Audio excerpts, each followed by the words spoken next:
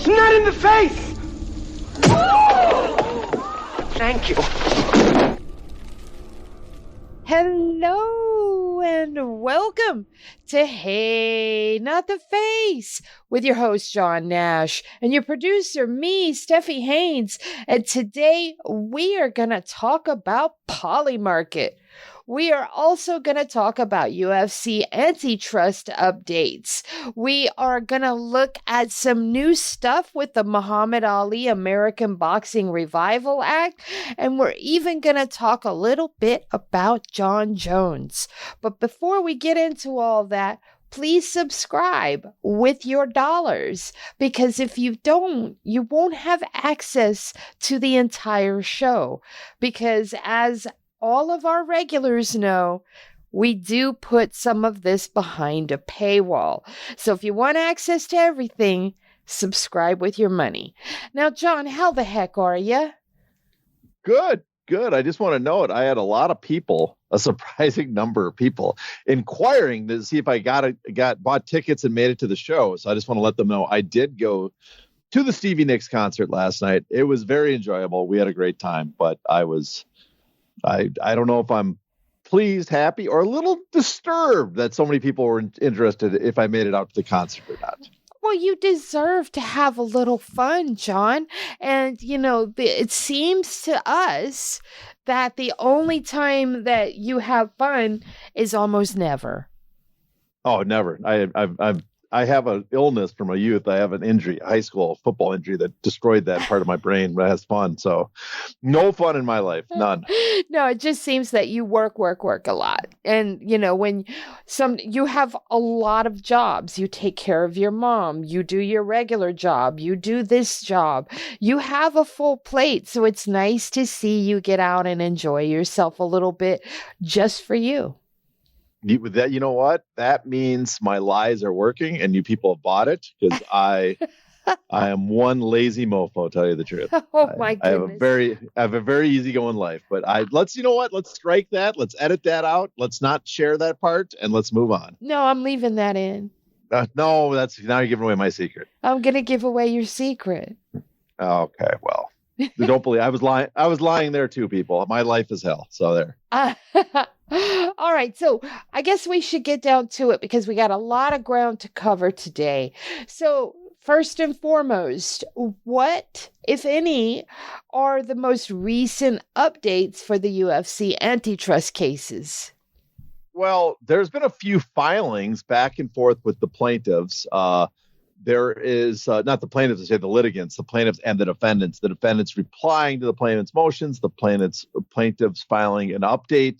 Apparently stuff was not fully properly redacted, but I can't see what was so terrible that had to be redacted to begin with, but I guess it was.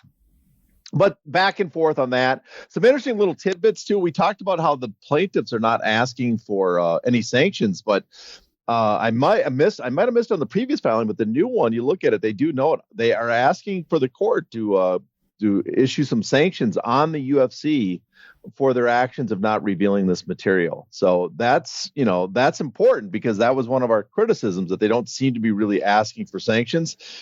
And here they are. And so, that's important. It's also interesting. We have some timeline stuff going through all the files that it gives us. 7.5 of the 10 relevant years, Dana White is missing text messages. I've noticed 6.5 of those 10 years, Tracy Long is missing text messages. Also, the UFC has produced 0 Instagram DMs. And as I'm looking through it, they note that Dana White publicly admitted in 2020 that he communicated with fighters via Instagram, and yet they produced no Instagram. So there's some interesting tidbits there. They have a whole list of stuff they're looking to get. They filed to as well to get in discovery, the type of documents they're looking for. So all that's been filed, which is interesting. The case is moving forward. But here's the more interesting part. One is I checked the dates. November 20th is the next status hearing. So that's when they're going to appear in front of Judge Boulware. But in addition, the court has ordered another hearing in front of the magistrate to go over these discrepancies. That's new. And that seems to be in response to these filings. So we could be seeing, I don't want to talk too soon or get jump the gun, but it will be interesting to see how the court reacts to these complaints from the plaintiffs that the defendants have not filed, have not shared the proper discovery with them. And so we have that to look forward. We have to look forward Judge Boulware, what he says on the 20th, and then we have to look forward to what happens in front of the magistrate judge on December 4th is that date.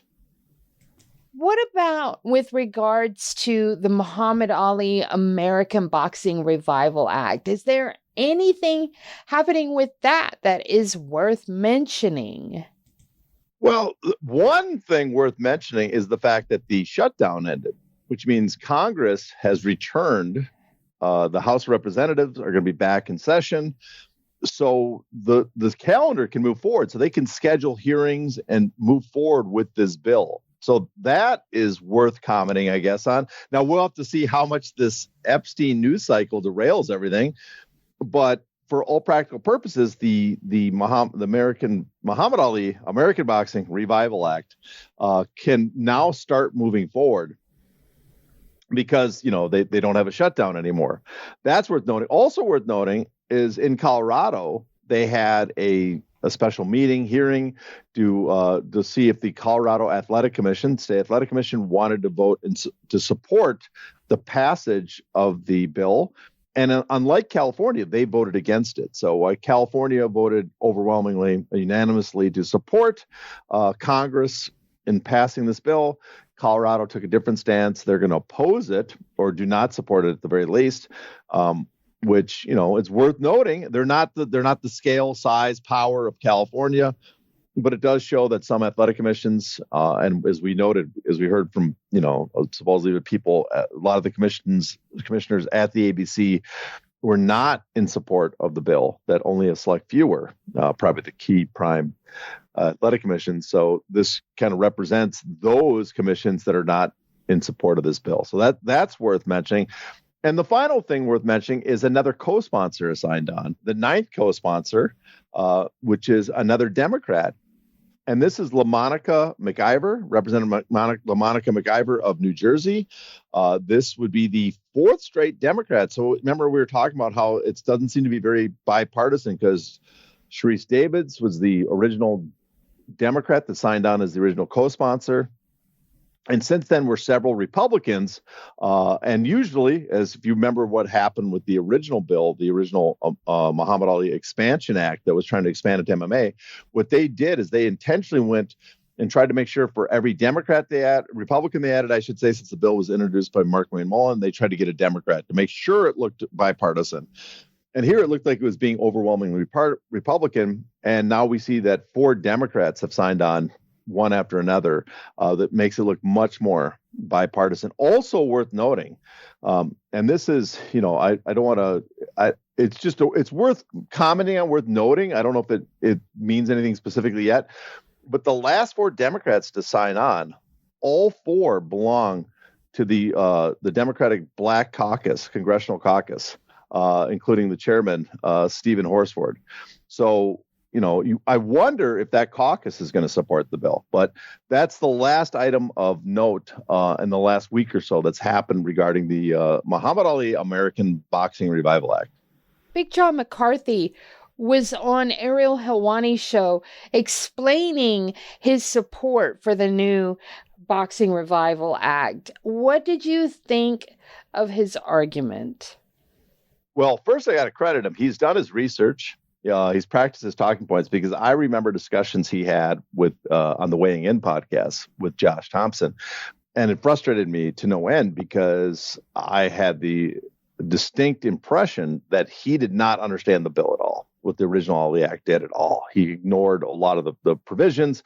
He seemed to interpret them wildly.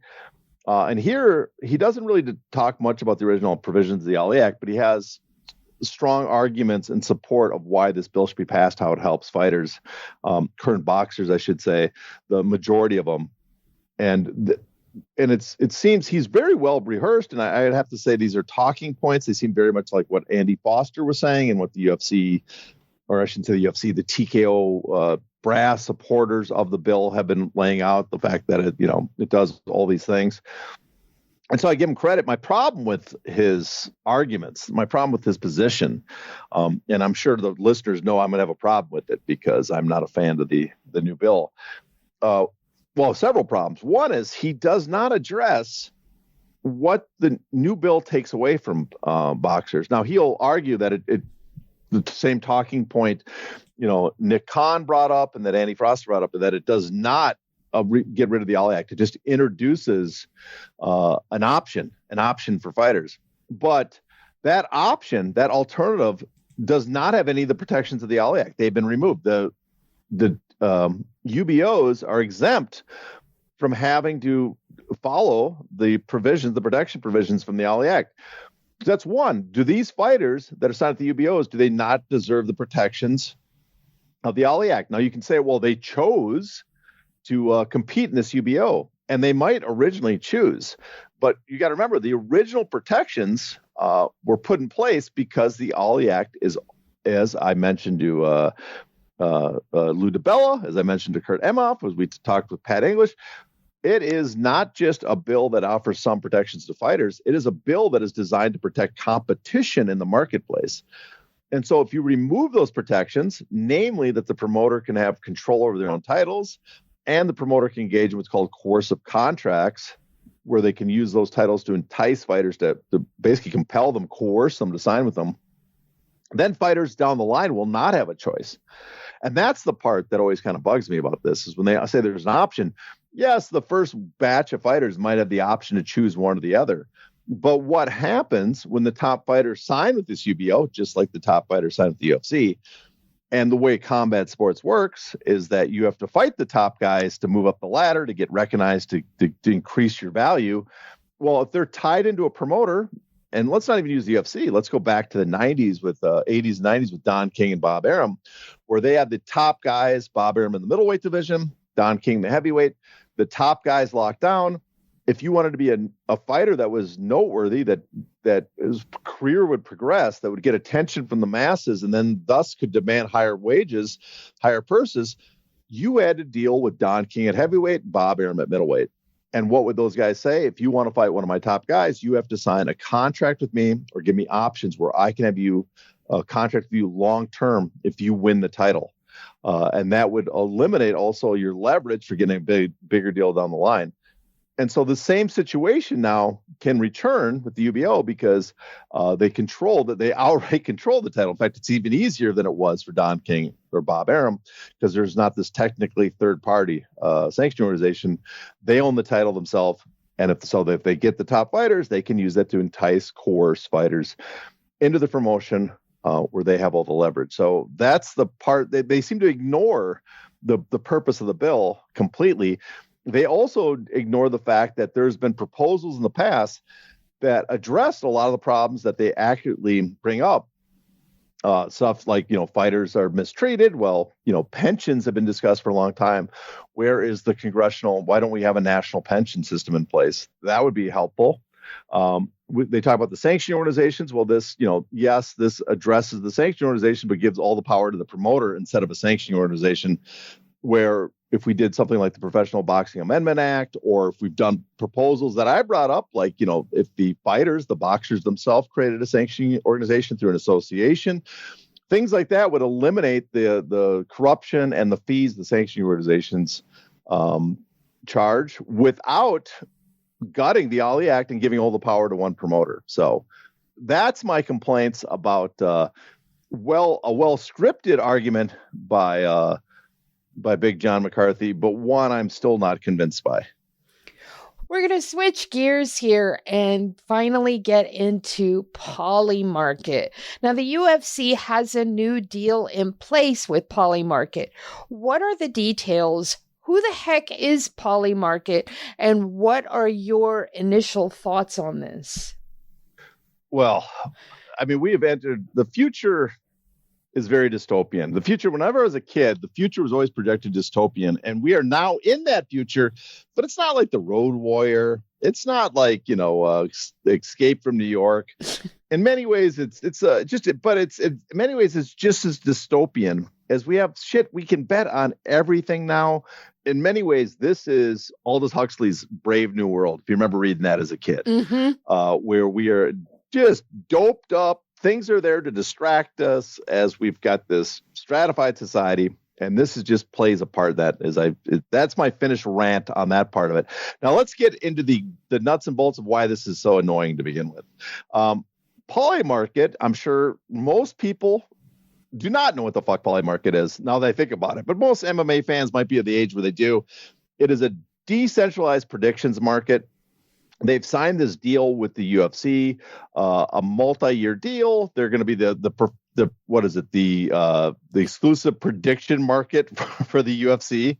So I do not know, how much competition they had. There's only a few doing that, but they're in many ways. What's interesting about that is they are basically a type of gambling service, and so they have signed this deal with Polymarket, who offers people the chance to trade predictive markets, which I guess the best description, it's what Uber and Lyft were to taxi cabs. They found a way to get around the regulations on betting.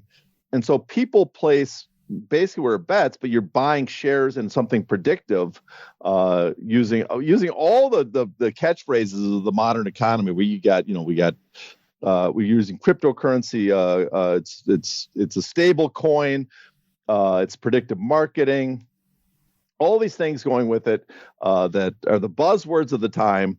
And so people can invest into the outcome, a yes or no outcome in this case. And so it operates just like sports betting, but it's able to get around it because it is regulated as a marketplace where you are putting an investment. And so that the UFC has decided to get in business that on top of when we have a gambling scandal. I'm sure this will eliminate all the concerns we have about gambling problems now, because the UFC is, the one thing we need is a way to place more bets on the UFC's on fight business, right? So basically, if I'm understanding this correctly, they're doing this new form of quote real-time sports betting, and they're dressing it up like the stock market. Yeah, well, yes. I mean, that's how Polymarket works. It made a big splash. Was a 2020 election when everybody put money on a yes or no decision on what the outcome of the election was. Right. And so that's what they're going to bring to MMA. They're going to have this fan prediction scoreboard where it live feeds based on the fans' input, active engagement. Again, all these kind of buzzwords, but the basic practice is fans. Degenerate gamblers, I should say, are going to take their money. I think they use Ethereum or whatever, one of the other crypto coins, not Bitcoin. So they're going to use Ethereum as a state or some stable coin market.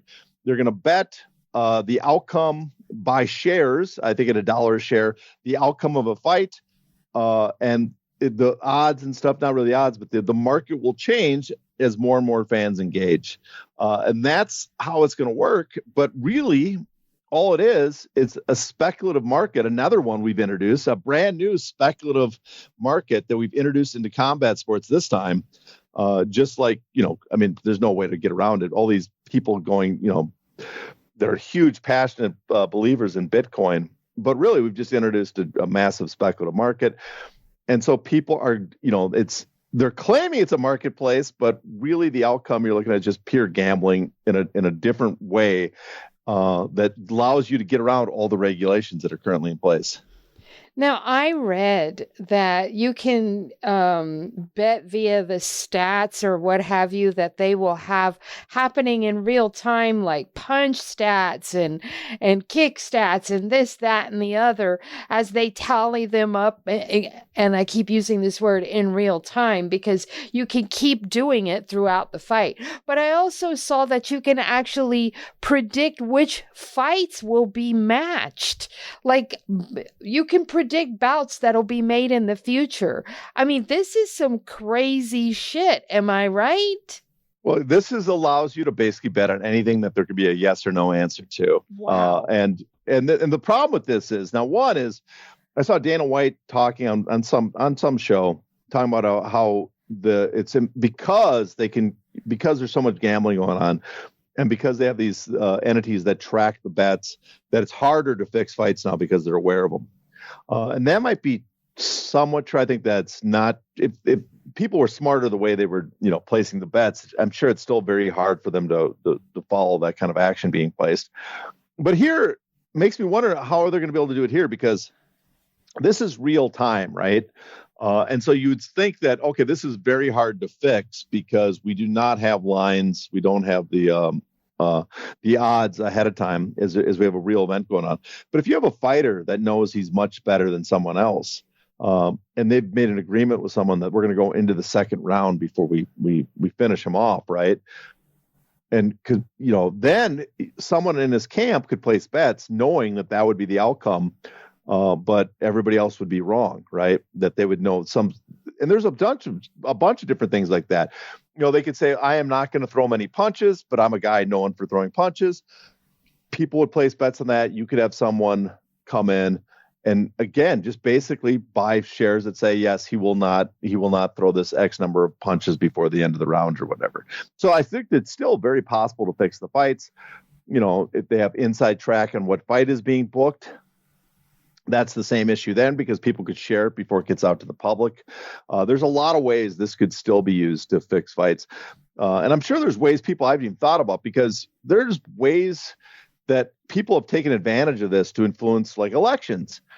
One way that supposedly that's been used to influence elections is the public bases a lot of their opinion on the information they get. So if an election is going on and the betting odds come out, which, I guess in New York they did this. They put up ads somewhere showing that the Polymarket picks Mamdani's going to win 90% chance. And they've done this in other places. So if a candidate has a 90% chance of winning and you don't support that candidate, well, that probably depresses the voter, the number of votes for the opponent, the opposing candidate, because it's like, what's the point? My guy's going to lose anyway. This guy's going to win. And so what people have tracked this is that it's possible that outside money from overseas, China, the Middle East, on certain of our elections, that a lot of the money was being bet. I think in the presidential election, a lot of the money in the Polymarket was coming from these places. Well, is that them attempting to tip the scale?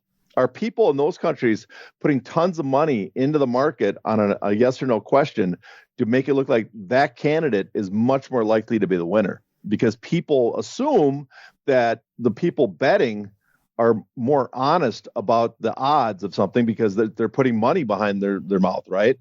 And that's always been the assumption. But what if they're trying to influence the public opinion?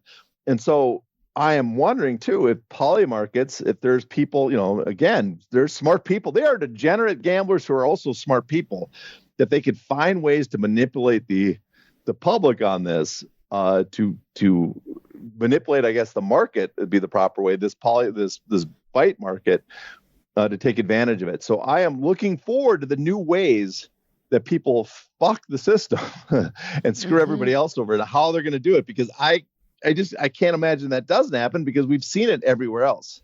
Especially in the stock market. Remember the GameStop and the movie theater thing where that they a whole group of people threw together to drive stocks down, drive stocks up. I mean, this can very easily be manipulated. That is why I compared it to the regular stock market. Well, that's the whole. I mean, that's what meme stocks are basically. Yes, that's what I'm talking about right there. Meme stocks. So, I mean, wow, this seems like it could be a very dangerous entity. Let me ask you this: how do you think this will affect analysts and touts that make their money off their predictions? Yeah, that is an interesting question. I'm not quite certain, because they do the guys that are analyzing fights and doing these predictives. These are for traditional sports betting markets, and I don't know how you would analyze the Polymarket market. I just never thought of it. I've never looked into it, so it's hard for me to see if there's a possibility that these guys just might shift to Polymarket. I guess their big concern is, and if you've one thing I've noticed is some of the biggest degenerates in the sport, and also the biggest kind of assholes, not all of them, but the largest percentage, are the sports bettings guy, the fight bet guys, because their interests I don't think are aligned at all with regular fans or fighters. Their whole interest is just getting as many people as possible to bet on the fights, get as much action as possible, because then they can take advantage of people that are less aware.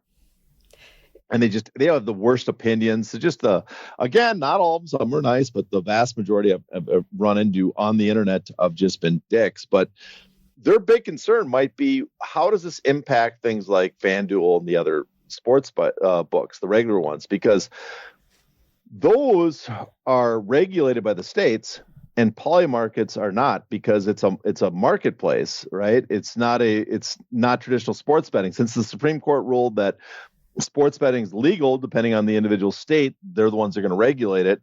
Sports betting has been allowed, but are a lot of these guys who maybe have tied themselves into the typical sports betting, are they going to find the amount of interest wane because people migrate to this entity that can operate everywhere? That's another question. We'll have to wait and see. How will this affect bettors and gamblers? Well, I guess it just gives degenerates another way to gamble. That's the number one way. I mean, again, going to the rant of the dystopia we live in, we have just commodified everything. Yeah. The commodification of everything in our life. And this is almost the ultimate example that you can bet on everything. And that also, I was thinking about that. That's one of the reasons I think my interest in MMA has somewhat waned, because it's not that the UFC is a complete monopoly market power, because you go back to 2016, their market position was very close to where that is now. Bellator was around, but no one else was. PFL wasn't in existence. World Series of Fighting was, kind of dying on the vine. One Championship was not making its outrageous claims yet. It was just some entity over in Asia.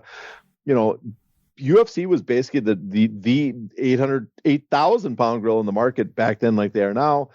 And it just felt much more interesting. Now you could say it's because they had the star power and stuff. But I also think one thing Endeavor has done, which is smart business, is they have, as we said, commodification of the industry and financialization. They treat the fighters it's not that they're individual fights. They are they're pieces of a betting property for the most part that the fans can take part in. And you've seen that the sport has become so obsessed with gambling. That's the way they get their audience. That's the way that they hype the gambling, because then they can get more gamblers watching the events, and the constant interaction with the event, with the constant betting, the fights themselves, kind of like what happened with the craze in fantasy football, where everybody was worried about if the field goal kicker kicked a meaningless field goal over if their team won that week. You see that in MMA, where people are just more obsessed with the outcome of the bets than the fights themselves.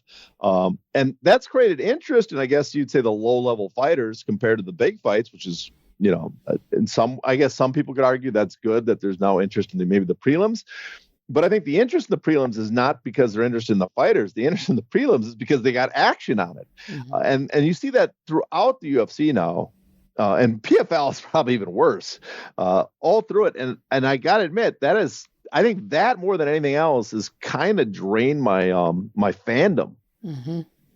So, do you think Polymarket's competitors, and there are, I realize Polymarket is the top dog, but DraftKings recently bought a similar product to Polymarket, and they bought that up and combined with that. So do you think Polymarket's competitors will target the PFL, or maybe target some of the boxing promoters when the boxing organization's not named Zuffa Boxing?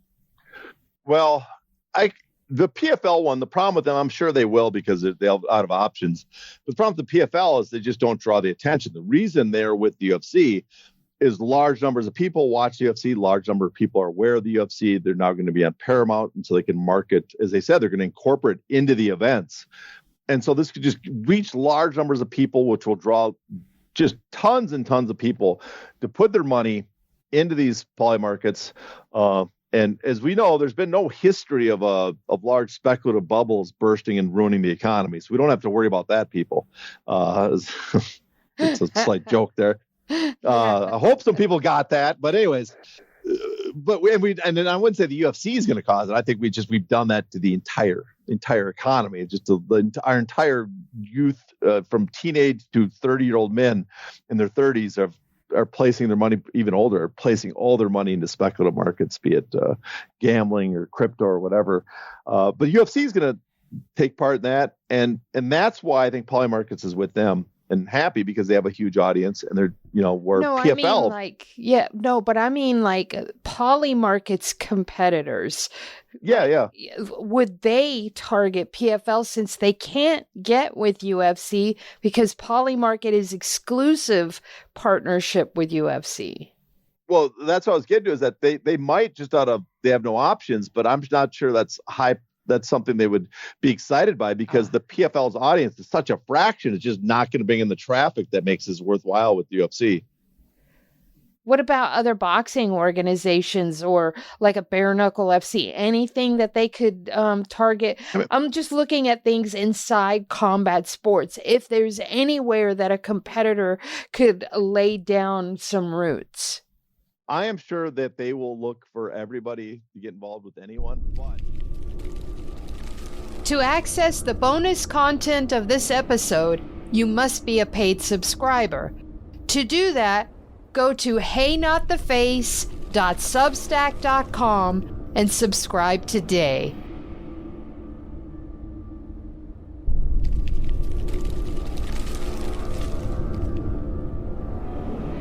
Ow! Ow! Not the face! Ooh! Okay, the face!